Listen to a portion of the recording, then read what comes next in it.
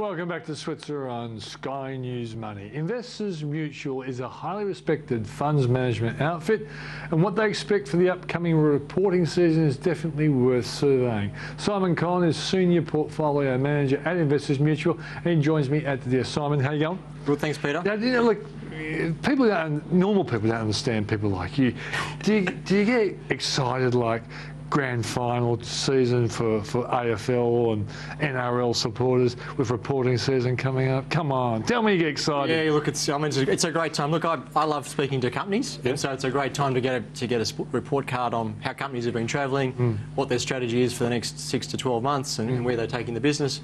And it's a great time to actually get full disclosure of obviously what. But you also get those sort of thrills and spills moments that when some company reveals something that they didn't kind of allude to, which you would have liked to have known maybe a couple of months ago. Yeah, look, there's always the thing that surprises. But to be honest, in this day with so much focus on corporate governance and continuous disclosure in particular, I think we get less surprises on the day than we used to, Peter. But never say never, and I'm sure there'll be one or two surprises come reporting day. What about South 32's $1.6 billion write-down? Yeah, well, case in point. Yep. All right.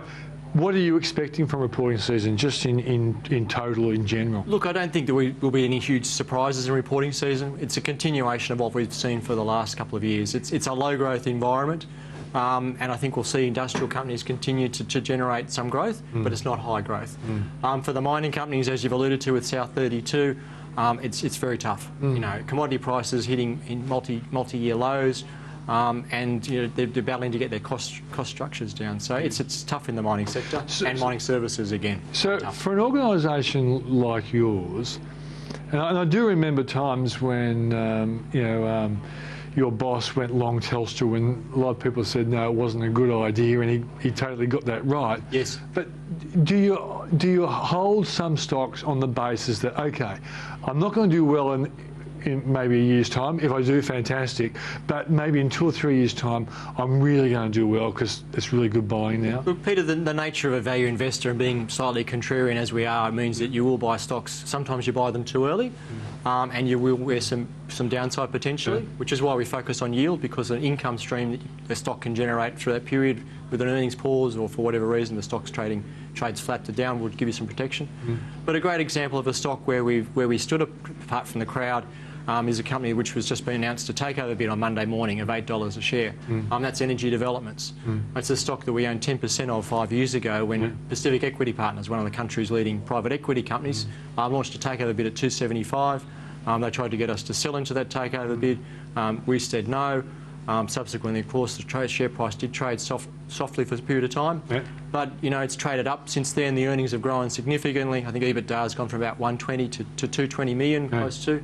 And the share price has gone from 275 to the point today on Monday where Duet launched an $8 all-cash bid. So it's a fantastic outcome for our investors and a great accolade, a great sort of endorsement of our strategy. This actually opens up an interesting subject because Energy Developments and Duet. Yes. Are they expecting that the energy prices won't always remain at these levels, that it has an ability to keep sneaking up over time, and therefore going long Energy Developments now is a sensible strategy for them? Yeah, so look, it's important to understand Energy Developments is not necessarily a play on the energy price per se. So Duet's a listed player with infrastructure type businesses. But what the acquisition of Energy Developments does for them is gives them an unregulated earnings stream. So Energy Developments is Australia's largest remote power and niche power producer. So they produce over 900 megawatts in Australia, also in the US and the UK. And what they do... but their price ultimately gets linked to, if the oil price... It's about the energy price, it's about the electricity price. So it's a niche power producer. And so what we're seeing, Peter, is with the network costs increasing and electricity, consumers paying more for their electricity, there's increased demand in remote communities and remote sites, given Australia's such a sparsely populated country, for people to produce power in remote sites and to save themselves the network costs. Okay. And that's really where the synergy comes in. Yeah, very interesting story, and particularly what state governments are doing with gas. there's going to come a time when energy prices are going to be so high, companies like Energy Development's going to benefit from it. Yeah, look, there's a preponderance of gas in Australia, so that speaks to Energy Development's capacity to continue to grow their business going forward. Yeah. Okay. So what are the themes you expect to be important for the stock market going forward after reporting season? From my point of view, I'm personally looking for companies outside the top 30 who pay dividends, and I'm sure that's the sort of thing that you've always been into. That's exactly where we're focused, and I think the main theme is how businesses can continue to eke out growth in what is a very, very low growth environment in Australia.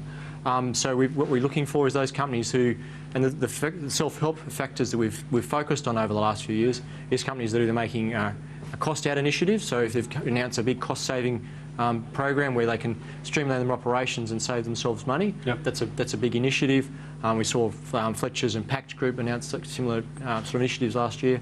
Companies making acquisitions, and so M&A I think will be a big theme coming into reporting season. Interest rates remain low, and board of directors and management teams are struggling to grow. So accretive, sensible bolt-on acquisitions. We've seen Steadfast over the last 6 months make some acquisitions, which I think puts them in a very good position. Companies that are taking market share, that's another way the businesses can grow. And $8 beneficial companies? And of course, any companies that are leveraged to the falling Australian dollar, and also the ongoing construction boom. So the residential housing market continues to do well, and so companies such as GWA and Fletcher's, I think, continue to generate growth in that environment. All right, so Simon, a year ago, we couldn't have been positive about the $8. We couldn't have been, mergers and acquisitions weren't as strong a year ago. I think the economy looks a little bit stronger than it does a year ago. The business confidence number improved. Even the Reserve Bank governor said he was surprised at the labour market today. So what's your feeling about what stocks can do between now and, say, the end of the year?